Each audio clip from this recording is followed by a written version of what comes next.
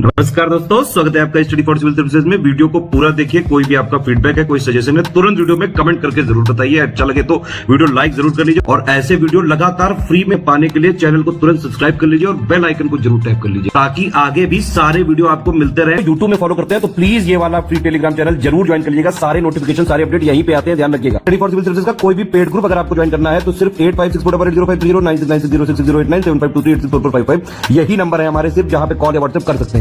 Instagram पे हमारा page जरूर फॉलो कर लीजिएगा, स्टडी फॉर सिविल .सर्विसेज है। ट्विटर पे हमको जरूर फॉलो कर लीजिएगा, @study for civils है। सारे क्वेश्चन अटेम्प्ट करिए और स्कोर अपना तुरंत कमेंट करके बताइए। नेक्स्ट दिसंबर 2024 में किसको 3 साल के कार्यकाल के लिए एसबीआई बैंक जो है इसका प्रबंध निदेशक नियुक्त किया गया है। ऑप्शंस देखेंगे एक बार ध्यान से। ये राम मोहन राव अमारा, ऑप्शन सी। और वर्तमान में जैसे ये पूछ लेते हैं कि चेयरमैन कौन है इसका एसबीआई का, तो CS शेट्टी। ठीक है। नेक्स्ट है, हाल ही में किस देश के विनिसियस जूनियर ने 2024 का FIFA best men's player of the year का पुरस्कार जीता है। तो ये भी इंपॉर्टेंट है, संबंधित है ब्राजील से। ठीक है। फीमेल विनर का भी नाम यहाँ पे आप देख लीजिए। हाल ही में किसको 2023 के राष्ट्रीय तानसेन सम्मान से सम्मानित किया गया। तो ये बेसिकली आयोजन होता है ग्वालियर में, जो कि जन्म और ये समाधि का स्थल है तानसेन की, जो है ये ग्वालियर है ना, मध्य प्रदेश। तो यहाँ पर ही आयोजित होता है तानसेन अवार्ड। तो 2023 का एडिशन जो है उसका पुरस्कार दिया गया था एंड ऑफ 2024 में। ठीक है। किसको मिला है? स्वप्न चौधरी। ये एक इंपॉर्टेंट क्वेश्चन है, इसको ध्यान रखना है। मसाली गांव भारत का पहला सौर सीमावर्ती गांव बना है जो कहाँ पर स्थित है। तो बेसिकली क्या है, गुजरात में, ये बनासकाठा डिस्ट्रिक्ट में है मसाली गांव। ठीक है। तो ये भारत का पहला सोलर बॉर्डर विलेज बना है। ठीक है, इसको ध्यान रखेंगे। पाकिस्तान बॉर्डर से लगभग 40 किलोमीटर दूर है ये। और इसमें जो स्कीम भारत सरकार की है, PM सूर्य घर मुफ्त बिजली योजना, इसके तहत जितने भी हाउस होल्ड हैं तो उनके ऊपर ये सोलर पैनल वगैरह लगाए गए हैं, तो जिससे ही उनका ऊर्जा का उत्पादन और जो उसका यूसेज है वो सब कर रहे हैं। ठीक है। तो ऑप्शन फर्स्ट। नेक्स्ट है, प्रतिवर्ष अल्पसंख्यक अधिकार दिवस किस दिन मनाया जाता है। तो जितने भी अल्पसंख्यक समुदाय के लोग हैं उनके राइट्स को रिकॉग्नाइज करते हुए UN ने ये डे डेजिग्नेट किया है 1992 से 18 दिसंबर। नेक्स्ट है, 17 से 20 दिसंबर 2024 के मध्य विशाखापट्टनम कोस्ट पे भारत और किस देश के बीच द्विपक्षीय सैनिक नौसैनिक अभ्यास स्लाइनेक्स है ना, ये श्रीलंका के साथ होता है। इससे ही थोड़ा आप समझ जाएंगे अगर एग्जाम में आएगा तो। हिस्ट्री का एक क्वेश्चन है, औरंगजेब के शासनकाल की निम्न घटनाओं पर विचार करके कालक्रम अनुसार उसको व्यवस्थित करना है। तो मुगल बादशाह बनने के क्रम में ही ये सारी जो इवेंट्स यहाँ पे लिखे हैं आते हैं। ठीक है। उसके ही आपस के जो भाई बंधु हैं उनके ही बीच के ये फ्यूड्स। तो इसमें सबसे पहले है आपका ये बनारस के पास शुजा की पराजय। ये इवेंट जो है आपका है फरवरी 1658 का। ठीक। फिर जो है इसमें सेकंड आएगा धर्मत में विजय। तो ये अप्रैल 1658 का है, औरंगजेब और दारा शिकोह के बीच। फिर जो है सामूगढ़ है ना, ये हो जाएगा इसका मई 1658। ठीक। और सबसे लास्ट में है देवराय। ठीक है। तो ये 1659। ठीक है। इसके बाद फाइनली जो है वो बादशाह बनता है। तो कोड हमारा क्या बना? 2431। अब इसी क्वेश्चन से आप अंदाजा लगाएं कि यूपीपीएससी आयोग का पैटर्न क्या है, किस हिसाब से काफी क्लोज डेट्स, मतलब महीने तक आपको पता होनी चाहिए। कई बार तो वो डेट का भी इवेंट दे देते हैं कि जैसे मान लीजिए मई 1700 में कई घटनाएं हुई, तो उन 4 घटनाओं को लगाइए। तो इतना डिटेल में याद कर पाना मुश्किल तो है ही, लेकिन आप लोग जो है इसी हिसाब से पढ़ें। जैसे जो लोग पेड मेंबर्स होंगे, लिस्टिंग्स वगैरह जो पढ़ते हैं, तो वहां पे देखा होगा कि ये चीजें काफी अच्छे से ऐसे टेबल वाइज दी हैं, तो मतलब याद करने में आसान होता है ना। तो इस चीज का भी आप लाभ लीजिए। शनि ग्रह के वायुमंडल में इसमें से कौन सी गैस सबसे अधिक मात्रा में पाई जाती है। तो जैसे हमारा एटमॉस्फेरिक कॉम्पोजिशन है, ठीक है, आप पढ़ते हैं हाइड्रोजन, ऑक्सीजन, कार्बन, ये सब चीजें, तो वैसे ही सैटर्न का देखेंगे तो यहाँ पे सबसे ज्यादा है मीथेन, है ना, CH4।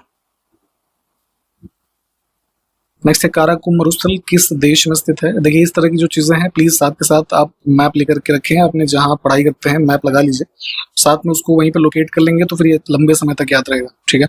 तो जो है काराकुम का अर्थ होता है ब्लैक सैंड। इस तरीके से ये डेजर्ट मतलब जाना जाता है, जो कि स्थित है कहाँ पे? तुर्कमेनिस्तान।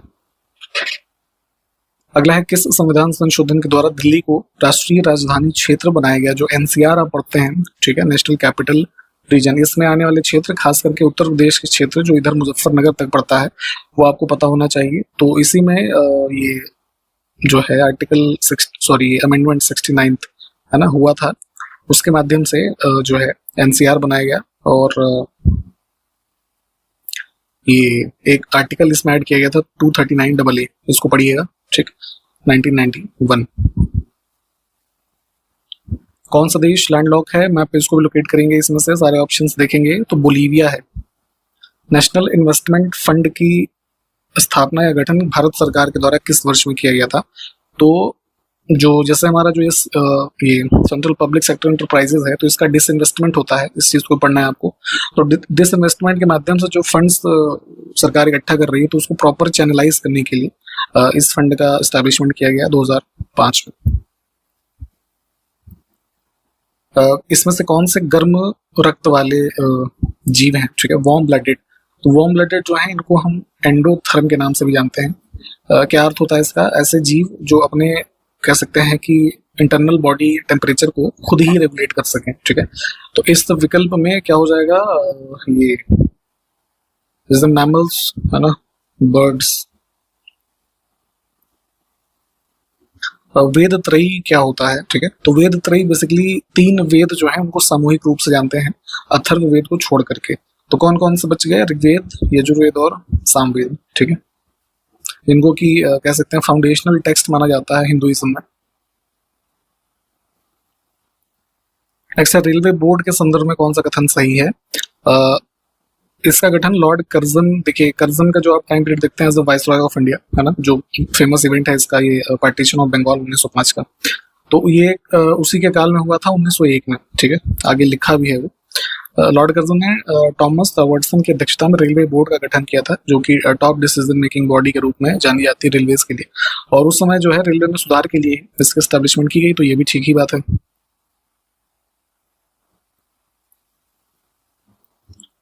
दो म्यूजिकल इंस्ट्रूमेंट है सितार और बांसुरी, इस पर एक ही स्वर अगर बजाया जाए तो उससे उत्पन्न ध्वनि का वेग निम्नलिखित में अंतर के कारण किया जा सकता है।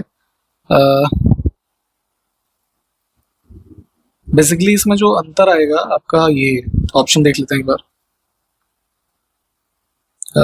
ये साउंड क्वालिटी। तो साउंड क्वालिटी में डिफरेंस दोनों में चूंकि सेम हम नोट अगर प्ले कर रहे हैं, तो जो ये टाइप ऑफ टिम्बर जो उस पर्टिकुलर इंस्ट्रूमेंट को बजाने के लिए यूज किया गया है, उसके ही अंतर के कारण पता चल सकता है ना। ऑप्शन डी को ही हम चुनेंगे इसमें। पराग के अनुसार प्राथमिक रंग कौन से होते हैं, ठीक है, तो एक फिजिसिस्ट थे पॉलन, है ना, तो इनके अनुसार प्राइमरी कलर जो बताए गए हैं रेड, ग्रीन, ब्लू, बहुत ज्यादा कुछ नहीं है, इसको बस ध्यान रखिएगा। प्राइमरी है, सेकेंडरी इन्होंने माना है किसको, येलो, ये मजेंटा और सियान, ठीक है, तो ये 2 चीजें पूछी जाती हैं। यूपीपीसीएस ने ये क्वेश्चन ऑलरेडी पूछ रखा है, तो इस वजह से पढ़ना इंपॉर्टेंट है।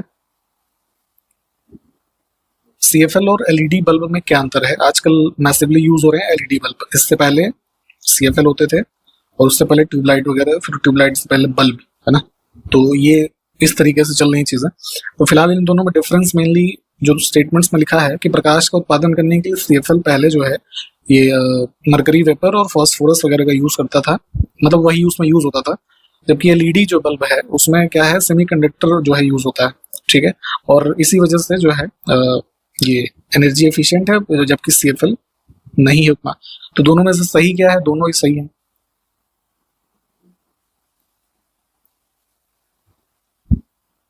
इसमें कुछ वायसरायज हैं, उनको उनके कालक्रम के अनुसार व्यवस्थित करना है। तो इसमें सबसे पहले है ऑप्शन में ये लॉर्ड रीडिंग 1926 लास्ट हो गया, फिर जो है आएगा इरविन, है ना, फिर वेलिंगटन, फिर लिलिथगो, लास्ट में ये वेवल। तो 5, 2, 3, 1 और 4, ठीक।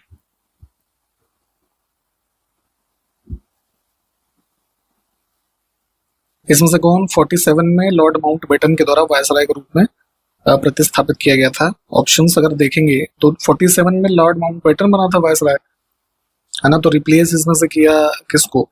Lord Wavell. देखिए जितने भी वायसरायज की कम से कम है ना लिस्ट प्लीज पढ़िएगा, ये पूछा जाता है। इसमें से कौन सा अधिनियम वायसराय लॉर्ड लिटन के कार्यकाल के दौरान पारित नहीं किया गया? तो अब देखिए यहीं पे जैसे क्वेश्चन आ गया ना ये कि अब इसका अगर आपको कार्यकाल पता है तो उस दौरान कौन कौन से एक्ट पास हुए होंगे, थोड़ा सा अंदाजा आप लगा सकते हैं अगर आपको उसका कुछ आइडिया होगा। तो ये इंडियन टेलीग्राफ एक्ट जो है ये 1869 में आया था और ये टाइम पीरियड किसका है? John Lawrence. नेक्स्ट है इंडियाज न्यूक्लियर टाइटन्स पुस्तक, इसमें से किसने लिखी है? पुस्तकें भी पूछी जाती हैं हाल फिलहाल में लिखी हुई, तो उसको पढ़िएगा। सौम्या अवस्थी और श्रवना बरुआ, ये सामूहिक रूप से ऑप्शन सी को चुनेंगे। इसमें इस क्वेश्चन को देखने से पहले पेड ग्रुप्स की इन्फॉर्मेशन देंगे आपको। अक्टूबर में आपका एग्जाम है, ठीक है, तो उसके लिए आप अभी भी समय है, इसको यूटिलाइज कर सकते हैं हमारे पेड ग्रुप्स में एडमिशन लेकर के, जिसमें study material, test series, paid quiz, ये सब आपके प्रीलिम्स एग्जामिनेशन के लिए काफी इंपॉर्टेंट है। ये सारी सुविधाएं आपको मिलेंगी। इसके अलावा अगर आप मेंस के आप अभी से इंटीग्रेटेड प्रिपरेशन करना चाहते हैं तो इसके भी जो है ग्रुप्स की इन्फॉर्मेशन या ग्रुप्स अवेलेबल हैं आपके लिए। 3 मोबाइल नंबर हमारे इस वीडियो के डिस्क्रिप्शन बॉक्स में देखिए दिए हुए हैं, उस पर कॉल या व्हाट्सएप करके आप एडमिशन ले सकते हैं बहुत ही नॉमिनल फी में। ठीक, इस प्रश्न को देखें आप तो कुछ इवेंट्स हैं ब्रिटिश काल के, उसको कालक्रम में लगाना है फिर से। तो यहाँ पे तो खैर तीनों चीजें मतलब सीक्वेंस में ही है। ये 42, 45 और ठीक, इन सब के जो इम्पोर्टेंट हाइलाइट्स हैं क्या इसमें हुआ, इस सबको पढ़ना है प्लीज।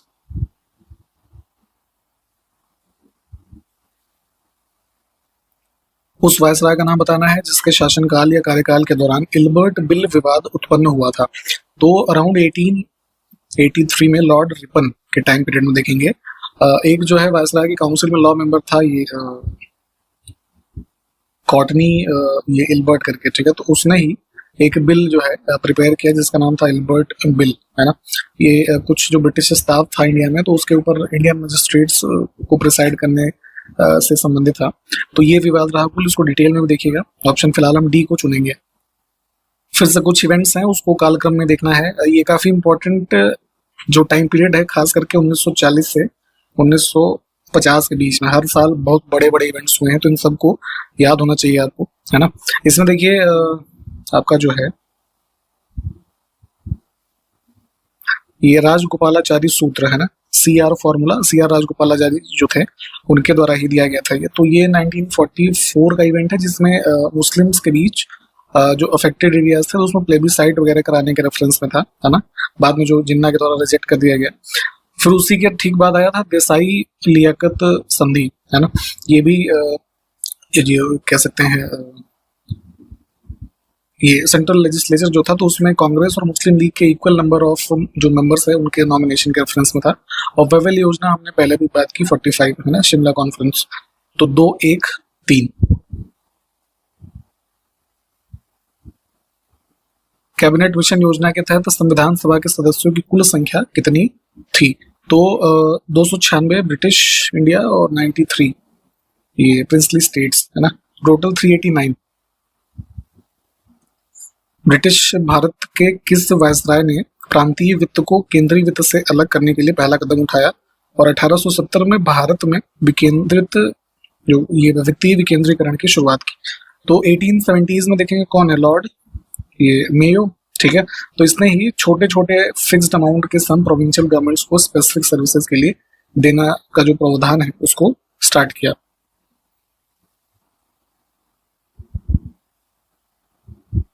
इसमें फिर से कालक्रम में देखना है। सबसे पहले रॉबर्ट क्लाइव, है ना, और उसके बाद आएगा वॉरेन हेस्टिंग्स, ठीक है। फिर लॉर्ड कॉर्नवालिस और वेलेस्ली लास्ट में।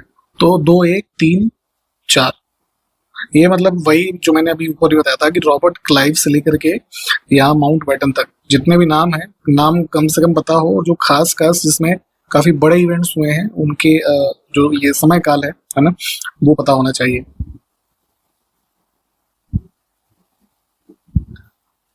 फिर इनका भी कालक्रम देखना है। इसमें सबसे पहले लॉर्ड मेयो, है ना, 1872 तक। फिर आएगा नॉर्थब्रुक आ जाता है तो वो इसमें है नहीं। फिर लिटन, है ना, फिर लिटन के बाद डफरिन और फिर कर्जन, है ना। तो 1, 4, 2, 3। इन सब के समय काल प्लीज देखिएगा और इवेंट्स।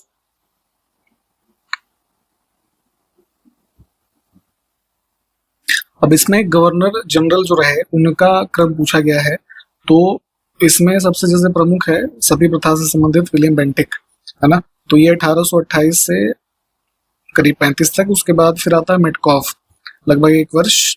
फिर लॉर्ड ये आपका ऑकलैंड 36 से 42 और एलन बरो 44 तक, ठीक है। तो इसमें 1 2 3 4 ये तो क्रम सही है।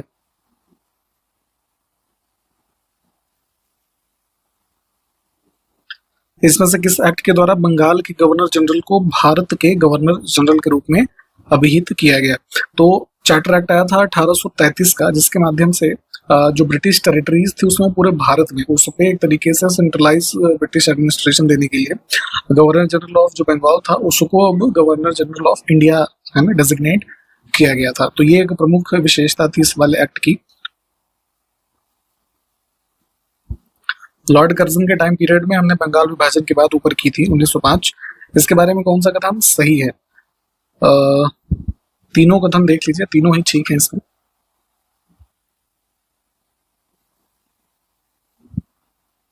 दो समतल दर्पणों को परस्पर लंबवत रखा जाए तो उनके बीच रखे गए किसी वस्तु के प्रतिबिंब की संख्या कितनी होगी?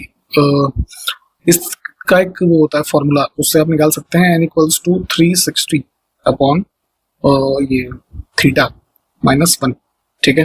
तो इसमें थीटा जो है वो एंगल बिटवीन मिरर्स है। तो ये इसमें जो कहा गया ना कि दो समतल दर्पण के बीच में जो है किसी वस्तु का हमें निकालना है प्रतिबिंबों की संख्या। तो समतल दर्पण जो इसमें दोनों है उसका एंगल होगा 90 डिग्री, है ना। तो 360 अपॉन 90, है ना। तो ये आएगा 4 -1, तो ये 3, ठीक है। तो 3 है ना इसके इमेजेस की संख्या होगी। ये फॉर्मूला का ध्यान रखेंगे।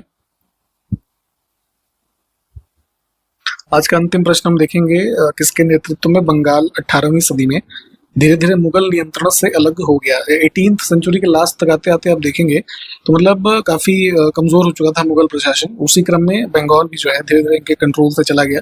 तो यहाँ पे किसका ये था एडमिनिस्ट्रेशन या यहाँ पे अपॉइंटेड था वो? इसका उत्तर आप हमें कमेंट करके बताइएगा, ठीक है। सारे प्रश्न हमने जो देखे हैं खास करके मैप वाले उसको मैप पे लोकेट करना है। जो वायसराय या गवर्नर जनरल हमने देखे उसको लिस्टिंग्स में देखना है। पेड मेंबर्स ध्यान दें, वहाँ पे चीजें दी गई हैं। जो नए मेंबर आप में से देख रहे हैं, एडमिशन अभी भी अगर आप चाहते हैं हमारे पेड ग्रुप्स में study material with doubt and discussions या फिर टेस्ट सीरीज, पेड क्विज या फिर मेंस की प्रिपरेशन, ठीक है, इन सब की जानकारी आपको अभी से मिल जाएगी।